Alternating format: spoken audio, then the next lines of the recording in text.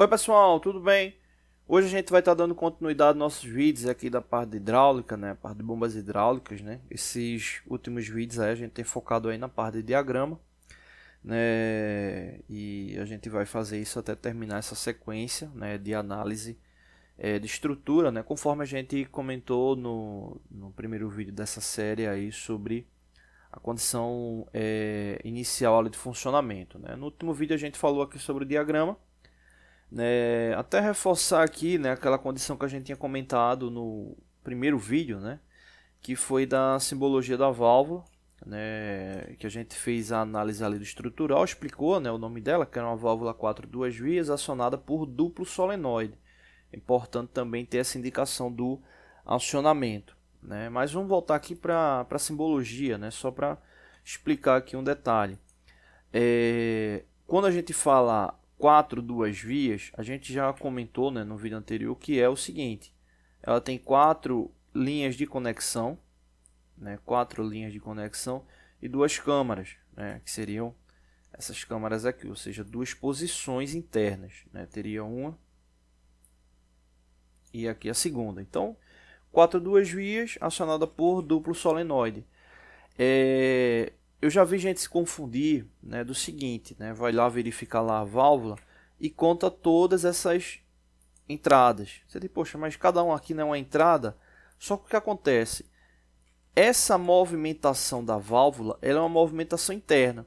Imagina o seguinte, uma torneira abrir e fechar. Ou seja, quando você abre e fecha aquela torneira, você vai ter duas condições lógicas ali. Ela aberta, né, obviamente, e ela fechada ali para ela, mas o fluxo da água ele vai passar ali pela mesma tubulação, ele vai passar ali pela mesma tubulação, e é basicamente isso que ocorre aqui. Quando você muda a condição lógica, né, para a pressão ou para a câmara traseira ou para a câmara dianteira, o fluxo do fluido hidráulico, né, ele vai seguir a mesma linha de tubulação, né? Então essa movimentação aqui é só uma movimentação interna ali do carretel, né? Então a tubulação, a mangueira, ela vai estar conectada aqui, né? Vamos supor que esteja conectada aqui. Quando tiver o acionamento, exemplo, para energizar essa solenoide e ela mudar de posição, ela vai mudar internamente. É a mesma coisa ali daquela lógica que eu disse lá da torneira, abrir e fechar. Então ela vai mudar internamente. Você não vai ter 8 tubulações, você vai continuar tendo as 4 tubulações apenas, ou seja, só essas 4 aqui. A mudança que vai ter é na mudança do carretel interno ali de posição. Então aí para vocês ficarem atentos com isso, tá bom? Beleza. Bom, nosso foco hoje aqui é falar sobre essa parte elétrica, né? Falar aqui sobre a parte elétrica do circuito, né? A gente vai estar vendo essa parte elétrica aqui no Automation Studio, vai estar vendo também no CAD-Simo, que tá os dois, a gente fez aí em softwares diferentes para fazer comparação, né? Não comparação de software, né? Não, muito pelo contrário, os dois softwares são muito bons, mas comparação do diagrama, né? Do diagrama que às vezes acaba gerando um pouco de dúvida, né? Bom, então a gente está iniciando pelo do Automation Studio. E aqui está o diagrama, né? Aqui está o diagrama. E aí tem um detalhe importante, né? Tem um detalhe importante que é esse cara aqui, que é o CLP, o relé programável, né? Bom, vamos entrar numa situação para indicar como CLP. O CLP é o controlador lógico programável. A gente tem já alguns vídeos falando sobre CLP no canal, né? Então, depois aí pode procurar lá na playlist, lá a parte de automação, parte CLP, que tem vários vídeos, né? Já falando sobre CLP, enfim, parte estrutural, beleza. Mas quando a gente entra nesse ponto aí do CLP, né? Entra aquela questão, né? Qual a vantagem e desvantagem de eu estar utilizando lá um CLP? Né? Quando a gente vai para a parte estrutural, né? Exemplo, vamos supor que eu tenha lá um comando de força para um comando qualquer para uma máquina e não usa CLP. Ou seja, esse comando ele vai ter contactor, relé, temporizador, enfim, uma série de periféricos, né, ali para o acionamento dele, né? Então tudo ali vai se basear da seguinte forma, né? Para qual sentido eu vou estar ali mandando a corrente, vou estar bloqueando a corrente elétrica, o que é que vai estar acionando, o que é que vai estar desligando, o que é que vai estar indicando, né? Quando eu utilizo um CLP, eu minimizo essa condição porque o CLP, né? Aqui, colocar aqui do lado do CLP, o controlador lógico programável, o PLC, né? Também o pessoal chama muito aí de PLC porque é uma sigla inglesa, né? Que fica ao contrário, né? CLP, PLC, beleza. Então vamos colocar aqui CLP. Então, ele está lá com o CLP. Esse CLP, ele vai receber a informação, né, de funcionamento de forma externa, né, uma programação. Quando eu digo de forma externa, tem muitos CLPs que você consegue programar ele direto no próprio hardware, né? Ele já traz essa funcionalidade. Logo, essa programação que ele vai receber, ela pode variar. Você pode programar uma coisa num dia, apagar no outro e fazer uma nova programação. Esse tipo de elemento, né, ele ajudou muito na automatização das indústrias, né, e gerou outros elementos como o relé programável, né, que tem muitas funções parecidas com o CLP, né, o próprio Arduino, né, que vem sendo uma febre aí nesses últimos 3 anos, né, e é uma base de lógica ali de funcionamento, né, ou seja, você tem uma possibilidade de estar entrando ali com a programação e estar alterando de acordo ali com o seu gosto. Então o CLP tem essa grande vantagem que é de você estar alterando quando necessitar, né? Alterando ali a programação. E essa programação ela é alterada de acordo com relações envolvendo entradas, né? Ou seja, você vai ter os elementos ali de entradas e vai ter os elementos de saída, né? Vai ter os elementos de saída. Então isso aí é muito importante, né? Como eu digo para os alunos, né? Você vai realizar a programação, não pode se esquecer que tem o elemento físico, né? O elemento físico ali, né? Você pode montar uma programação gigante, simular ela está toda funcionando ali, mas quando você for montar ali na prática, se você não tiver toda a estrutura de hardware física para poder receber aquela programação, não vai adiantar de nada, né? Então é importante ficar atento ali com o que você tem disponível ali de elemento físico ali para poder tá atuando, né? Para estar atuando ali no elemento, né? E o CLP ele te dá essa possibilidade, né, de você ter poucos elementos, né, e ter uma vasta gama aí de possibilidades de atuação, né? Só que a programação que vai ser inserida nele, né, quando a gente fala aí de um contexto industrial, ela vai estar ligada à parte, né, da condição inicial, ou seja, aquilo que a gente comentou no início, né, do cilindro recuado, quando aciona uma botoeira ele avança, quando aciona outra ele recua, a emergência, isso vai estar ligado a essas características de inserção ali para o CLP, né? Então isso aí é muito importante, né? Bom, nesse caso agora o nosso foco é a parte elétrica, né? A parte de ligação dele. Então vamos aqui dar uma observada aqui nos circuitos. Vamos dividir aqui em duas partes, né? Entradas e saídas. A gente falou que esse circuito ele tem 3 botoeiras, né? Ou seja, vou colocar aqui B1 avança, né? O avança ali do cilindro. Vamos colocar aqui B2 recuo do cilindro e vamos colocar aqui B3 como emergência, né? Emergência. Então tem 3 botoeiras aí no ciclo, né? 3 botoeiras aí no ciclo. A emergência, né, a gente deixou aqui com a mesma simbologia, né, de avanço e de recuo, mas para uma condição estrutural, né? Mas a questão da simbologia, da estrutura da botoeira de emergência vai depender ali da condição lógica do teu circuito e da norma que você está ali seguindo, tá bom? Então aí já fica essa observação. Então tem esses 3 elementos.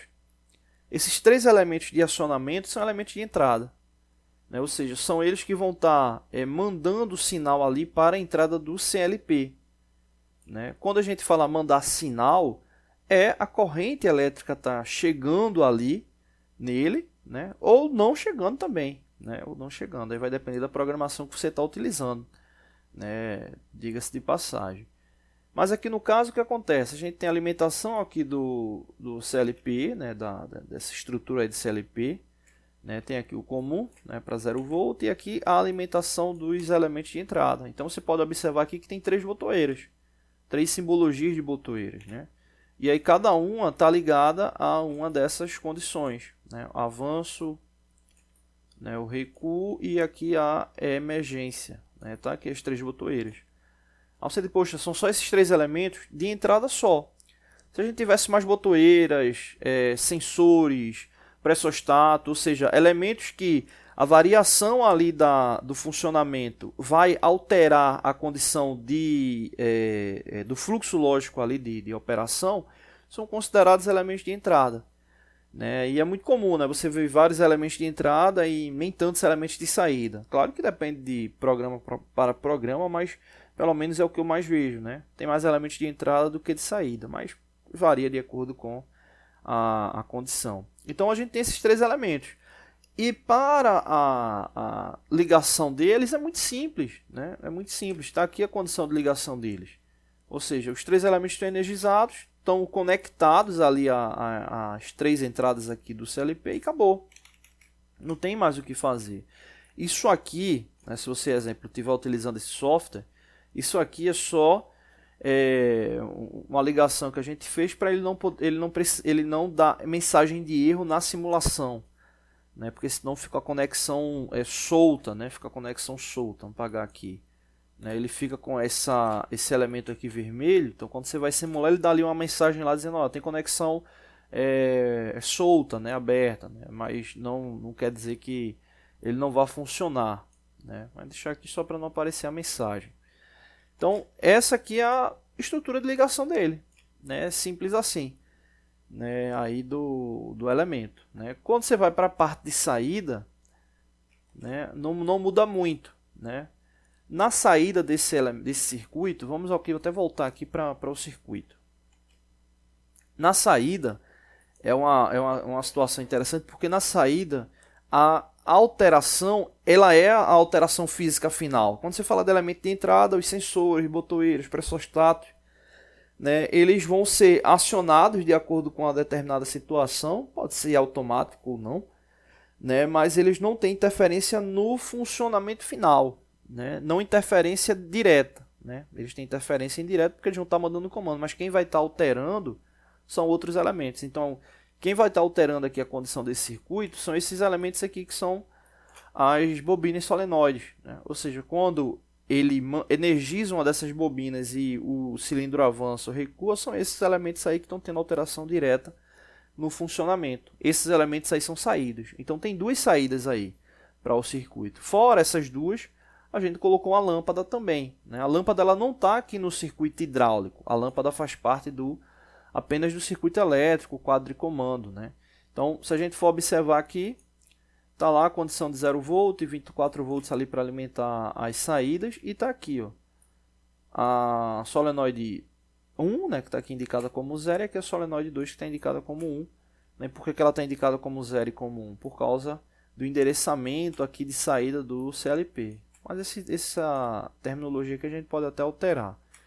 E aqui está a emergência. A gente colocou aqui como red LED, né, o LED vermelho. Então tem aí a emergência. Então aqui está a ligação de saída. Então veja que toda aquela parte, por exemplo, você vai pegar um circuito elétrico, toda aquela parte operacional do circuito, né, para onde ele vai mandar corrente, você vai ter contato de selo, enfim. Não precisa porque aí vai depender da programação, tá bom? Então é isso. Não deixe de se inscrever no canal. Toda semana tem vídeos novos.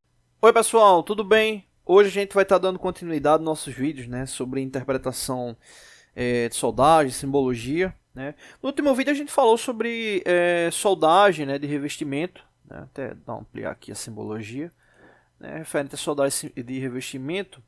E hoje a gente vai continuar, né, na verdade foi uma pergunta que um aluno fez, bem interessante, o seguinte, ele fez, olha, eu já presenciei algumas simbologias assim e fiquei com dúvida, né, de 2 linhas de referência na sequência, como esse caso aqui, né, 2 linhas de referência. E essa relação ela indica ali sobre aspectos de processo de soldagem na mesma região. né? Ou seja, normalmente você faz dois segmentos. Eu pelo menos já vi até com dois, né? Mas com certeza, né, outros processos, enfim, né, dá para ter mais segmentos ali. Então, nesse caso aqui é o seguinte, né? A gente tem aqui, né, até para quem não viu o último vídeo, né, aqui está a peça.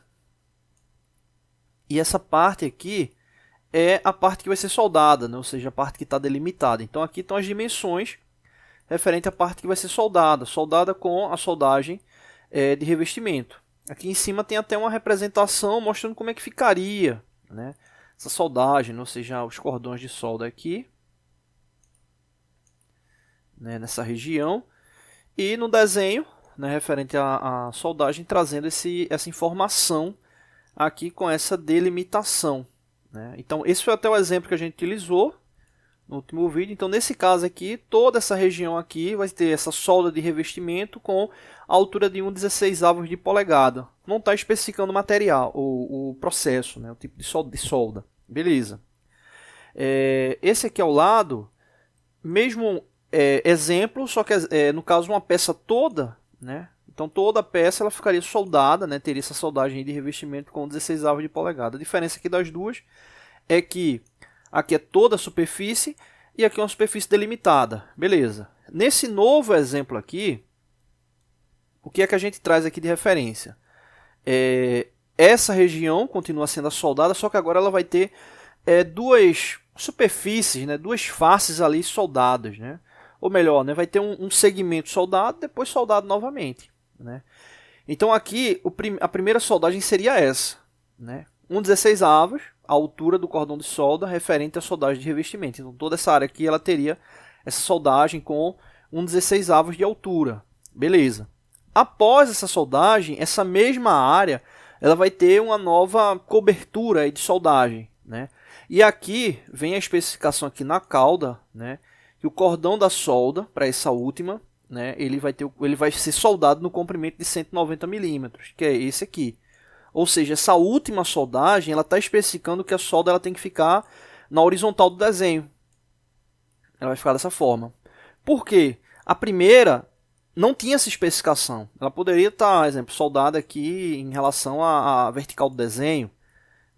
Não está a identificação ali do posicionamento do cordão da solda, né? Nessa última tem essa informação, né? Ou seja, para garantir que de fato o cordão de solda ele tenha esse segmento, né? Você diz, poxa, precisa, não precisa? Aqui é só um exemplo, né? Aqui é só um exemplo, mas projetos estruturais, né, de soldagem traz essas informações, né, levando em consideração características de resistência ali do material, né? Então aí tem a sua devida importância. E outro detalhe, né? Lembrando que nesse caso aqui, exemplo, vamos supor que a espessura da peça ela tenha 1 polegada, né? 1 polegada. E ela vai ter uma soldagem inicial com 1/16 de polegada, ou seja, ela vai aumentar um pouco a espessura ali na área que vai ser soldada, né? Vamos supor que seja aqui. E depois mais 1/16, né? Ou seja, ela vai ter essa espessura de 1 polegada mais, né, essas duas faces, né, vamos assim chamar aí, soldadas, né, ou seja, 1/16 mais 1/16, né. Nesse caso aí iria para 1/8, né, a espessura, né, dessa parte, só da parte soldada, né, iria para 1/8, né. 1/16 de polegada é 25,4 dividido por 16, que dá 1,58. Então a gente teria esse 1,58 vezes 2, que daria ali 3,175 aproximadamente, que nada mais é do que 1/8 de polegada, né? 25,4 dividido por 8 dá esse 3,175 milímetros, né? Então a espessura dessa peça final, né, para esse exemplo, ele seria de 1 polegada e 1/8, né? Seria essa espessura, né? 1 polegada da peça mais 1/8 das duas faces aqui soldadas, beleza? E aí segue essa sequência, né? Aqui a seta, vem a primeira, né, indicações de soldagem, aqui a segunda, tá bom? Então é isso, não deixe de se inscrever no canal, toda semana tem vídeo novo.